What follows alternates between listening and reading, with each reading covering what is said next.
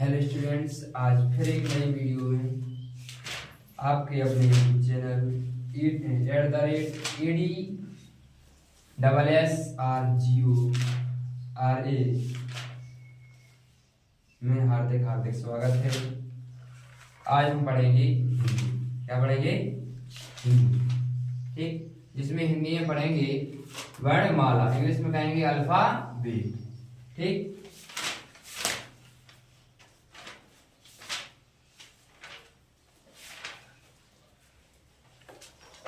तो देखो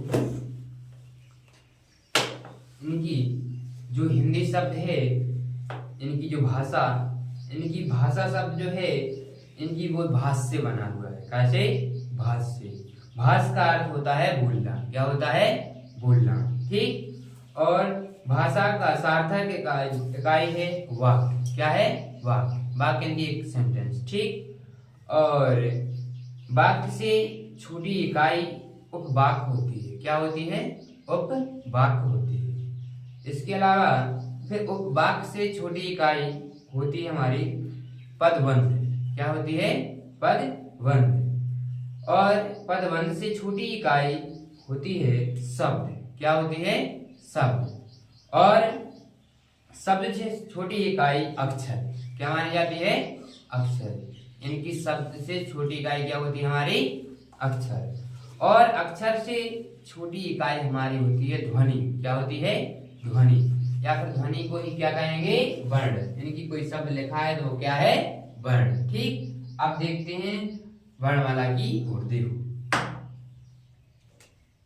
तुमको पता है लिखा है कि स्वर। स्वर कितने होते हैं? यानी कि देखो, दो प्रकार से स्वर होते हैं। कितने प्रकार से?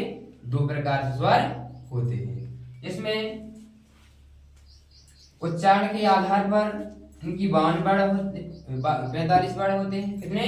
45 वर्ण होते हैं। इनकी 45 अक्षर होते हैं, जिसमें 10 स्वर तथा 35 व्यंजन होते हैं। कितने? देखो, दोबारा देखो कि लिखा है हिंदी में उच्चारण, यानी कि बोलने के आधार पर। क्या के?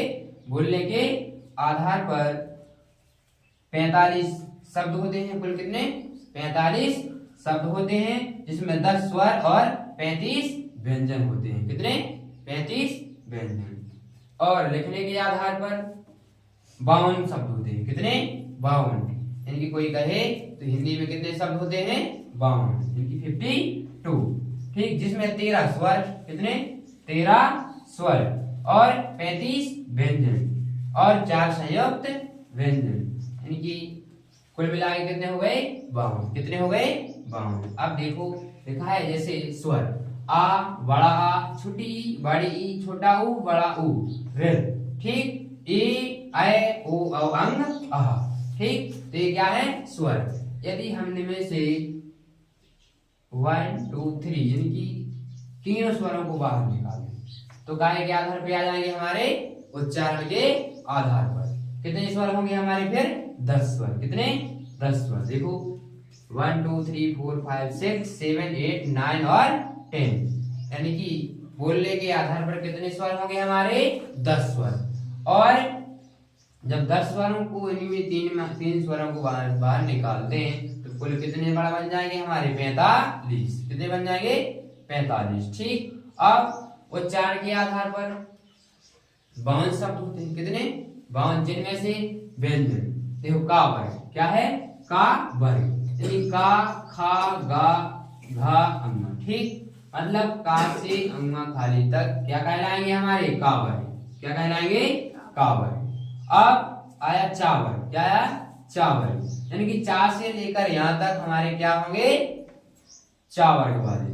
अब चा वर्ग वाले चा, छा, झा, जा, झा, या। ठीक, और अब आया टा वर्ग। क्या आया? टा वर्ग। अब जो टा वर्ग में आएंगे वो क्या होंगे हमारे? टा, ठा, डलिया और ढक्कन और अड़ा है खाली। ठीक, जिसमें दो द्विगुणित व्यंजन होंगे। क्या होंगे? दो द्विगुणित व्यंजन होंगे, जैसे डाडलिया और ढाढ़कन। ठीक, देखो जिस डाडलिया पर बिंदी नीचे लिखी और ढाढ़कन पर तो क्या है? द्विगुणित व्यंजन। ठीक, अब हमारा ता वर्ग। क्या है? ता वर्ग। तो ता वर्ग में कहां से, ता से लेकर ना तक होंगे, क्या तक, कहां तक, ना तक। जैसे ता, था, दा, धा, न, ठीक। अब पा वर्ग, क्या आया, पा वर्ग। तो पा से लेकर मां तक, कहां तक, पा से लेकर मां तक। जैसे लिखा है पा, फा, वा, भा, म, ठीक। ये काय में आएंगे, पा वर्ग में। अब है अंतस्थ व्यंजन, क्या है, अंतस्थ, या, रा, ला, वा, ये क्या है, अंतस्थ व्यंजन, क्या है, अंतस्थ व्यंजन। अब आया ऊष्म व्यंजन, क्या है, ऊष्म व्यंजन। अब ऊष्म व्यंजन जो है देखो, सीटी वाला सा, पा वाला सा, रा वाला सा और हा, तो ये क्या होंगे हमारे ऊष्म व्यंजन। इसके बाद आता है नंबर संयुक्त व्यंजन। संयुक्त व्यंजनों की संख्या होती है हमारी 4। कितनी होती है, 4।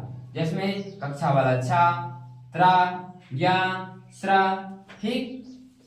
तो ये क्या होंगे हमारे संयुक्त व्यंजन। अब हिंदी में लिखा है डायरेक्ट कि लिखा है कि उच्चारण के आधार पर, मतलब जब हम बोलते हैं, क्या करते हैं, बोलते हैं, तब उस समय हमारे 45 क्या होती है उनकी संख्या अक्षरों की, 45। कितनी, 45 उच्चारण, इनकी अर्थ लगाएं तो क्यों, क्योंकि देखो अंग जो है ना वो आ और अंग से मिलकर बना है, इसलिए उसको क्या कहा गया है, अलग दे दिया गया है, ठीक। आहा, आ और हा से मिलकर बना है आ, तो क्या है वो